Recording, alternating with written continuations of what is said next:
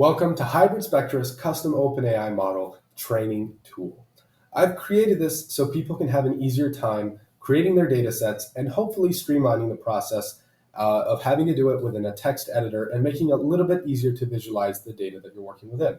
This is the first version, and of course, there's going to be some better versions that come out that make this a little bit easier and a little bit faster to streamline, hopefully down the road, not having to actually download a file and being able to train this directly from your computer.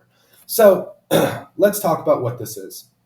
This is made to simplify the process. So if you're somebody who doesn't know a lot about data structures, or somebody doesn't know a lot about the OpenAI training process or how the data needs to be structured, just know this was made for you, okay? If you're somebody who's a developer and has experience working with OpenAI's training platform, well, this is also for you. This helps you visualize the data that you're working with and makes it a little bit more user intuitive. So let's get into what exactly this is and how do we use it. So to not take too much time, there's a lot of data of how to use this all right here, which I recommend reading before starting. Okay, but this video is a demonstration on how to actually use this tool and how it can benefit you. When it comes to training a model with OpenAI, that usually requires a lot of data, and this just makes it a little bit easier. So let's start off by adding our first bit of data, which we're going to do by clicking this add button, this little add thread button right here. You're going to see the screen change, and what you're going to see at the very top of your screen is a dataset name and a system prompt. It's crucial that you use this dataset name input value here because it's going to help identify the names of all your conversations or data sets that you're currently building so you can go back and edit them or work on them and tweak them as you evaluate your model's performance once it's complete. All right, so let's take a look. Dataset name. What should we name this? It can be anything at all, but for the purpose of this video, I'm going to start off simple and just name it conversation 1. Okay, we're going to be working within a conversation setting here, and I'm going to be demonstrating a bot that helps answer questions about a restaurant. So a system prompt, in not every use case is going to need a system prompt. It's not really necessary, but in this case, we're going to use one just for demonstrational purposes. You are responsible, let's see if I can spell, responsible for helping users with their questions about a restaurant. I don't know how to spell restaurant, unfortunately.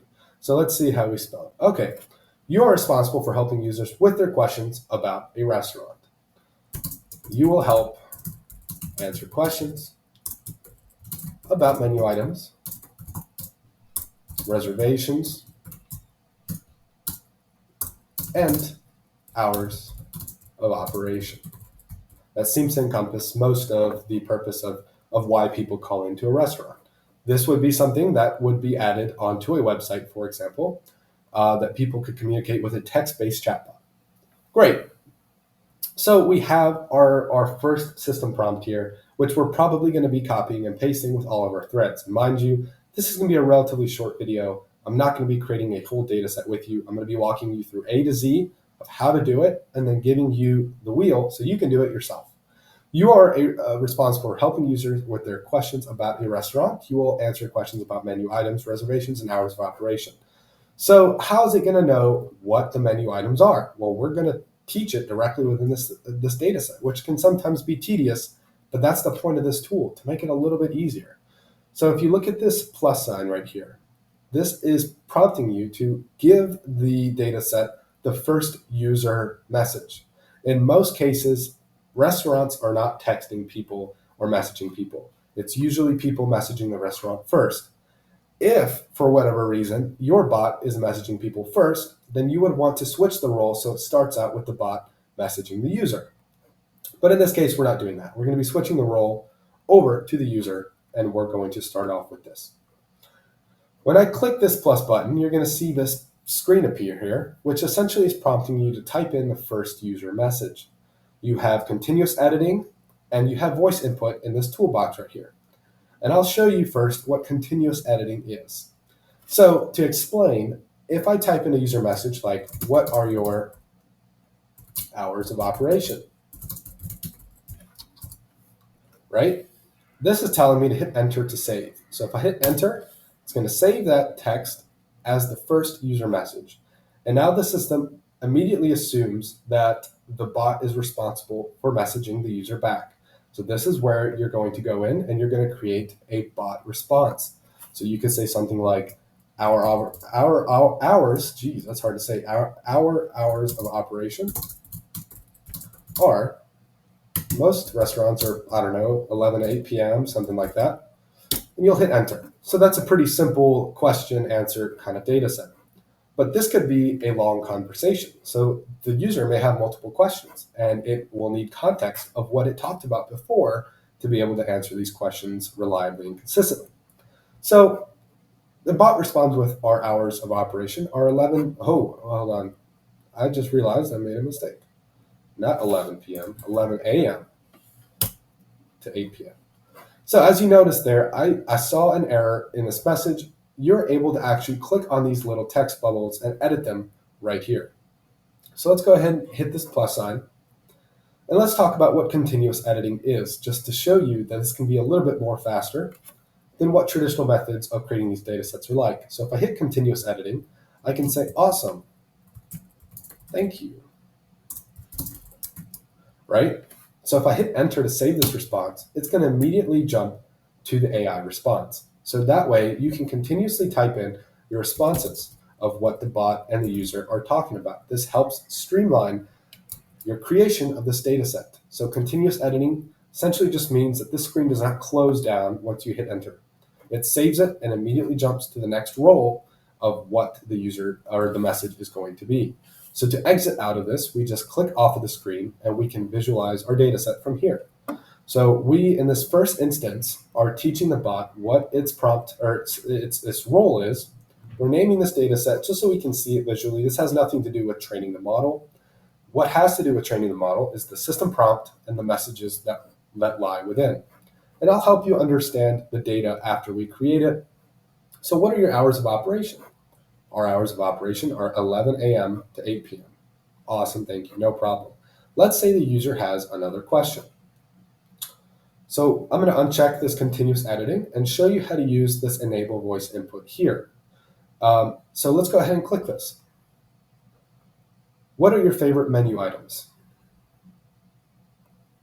As you noticed, I just spoke this and did not have to type anything at all. So the benefit here is if you have continuous editing checked and you enable voice input, you can literally talk out your conversation as you go. And to switch roles, you just hit enter and it'll save it automatically for you. So we can test how this is going to work.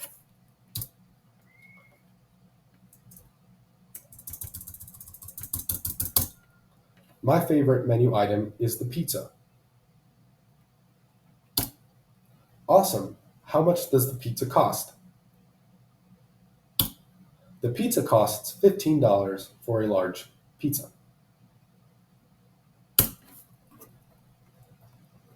I don't have to hit stop listening for it to stop. I can simply just close off the screen and visualize my data set from here. This is important because now you need to go through and make sure that spelling is correct, make sure that grammar is correct, make sure that this is as close to a real life conversation as possible if you don't have any examples to work off of to begin with. And in that case, if you do, you may simply input the data from the data set yourself. And one of the features I'm currently working on is being able to import these conversations that you may download into a CSV file or something like that. So nonetheless, we now have a simple data set that we created. This is one instance of an interaction, and we're going to use this to train our model. But typically speaking, this is not enough for our model to learn that pizza is on the menu or that a pizza costs $15 for a large pizza. This is not enough data to work off of that. And this is not exactly how you'd want to structure these bots responses, but this is not what this video is about. So if you click on add thread right here in the top left, once this is complete, you will start a brand new thread where you can essentially create a whole nother conversation that a user has with a bot. And the more you have of these, once you complete it, the better your bot's understanding of your restaurant's operations are going to be. Now, one thing is, if you don't want to train your bot on all the hours of operations, you can simply include it in your system prompt here, And it's going to get that information from the system prompt rather than the training data set that you use to teach it. Not to make this too complicated, but the difference is this system prompt you're going to literally have to include when you go and actually integrate this model that you're creating. That way, the model has direct access to information that you're trying to give it when it needs to respond to the user's messages. But if you don't want to include it in a system prompt, you can teach it via training, just telling it, giving it examples of people asking what the hours of operations are over and over and over again. And eventually it's going to get good enough to where it knows exactly what your hours of operations are for each day, day of the week, all that kind of stuff. This is a simple way of creating your first data set. So let's assume that we're done here. Conversation's ended. We can hit complete. And now up here, you'll see a little check mark that just tells you, hey, you completed this, this instance of a conversation. So you can move on to your next one. So in a lot of situations, you're going to have tens, if not thousands, of examples of conversations that may be occurring. Not all bots need to be trained off of conversations. They can be trained off of other things as well. But this gives you a visualization of what's been completed and what hasn't, what you still need to work on. So this is a basic idea of how you do this. So let's talk about, if we go back to our first data set, what these tools at the bottom all are. You've got a download, you've got a copy, and you've got a complete. As you saw, the complete is essentially there just to tell you, hey, you completed this. You don't need to go back to it or change anything. It looks good. We can use this in our data set. The copy and the download features here. If you click the copy feature, essentially what this does is it copies this entire conversation with the system prompt directly to your clipboard, which then you can paste into your own training model or anything like that. If you click this download button, then this is actually going to download this into a JSON-L format, which is the format that OpenAI expects that you provide in your file when you go to train it. The idea is once you complete this, it saves it directly to your computer, which then you can go into OpenAI and use to train from there. So let's say we have all of these 7 threads completed, right? We can go in and we can create dataset names and system prompts for all 7 threads. Once you're done, all you have to do is hit this download all threads button, and it'll format them in line exactly how OpenAI expects it, so you can train your model with the data that you just created. Once you're done, you have your file. You can use this file with OpenAI. You can go in and tweak it after the fact. You can do whatever you want. This is just a simple way to visualize the data. And like I said, this is the first version of doing so. You'll be able to take JSON-L files down the road and import them into this so you can directly work off of other training files that you've created in the past. But this is what we've got now to help you streamline the process, to help you visualize how a model needs to learn. And essentially, that is essentially, if I say that word one more time, you may understand that it's essential. But this is how you teach it. You give it tons of examples of conversations or ways you want it to respond. So this video is not about essentially how you need to teach an AI model. This is how you actually do it. All right. So this creates the data set for you. Not about the tactics on how to do that. So this is a tool that you can use to streamline the process. If you have any questions, please feel free to reach out to me. If you go back to my website and you scroll down to the very bottom, you can see my contact information.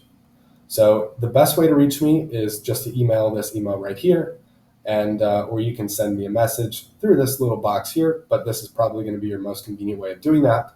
And you will be able to communicate with me that way if you have any questions. To get to this, obviously, you just click this OpenAI fine-tuning, and it starts you off from here.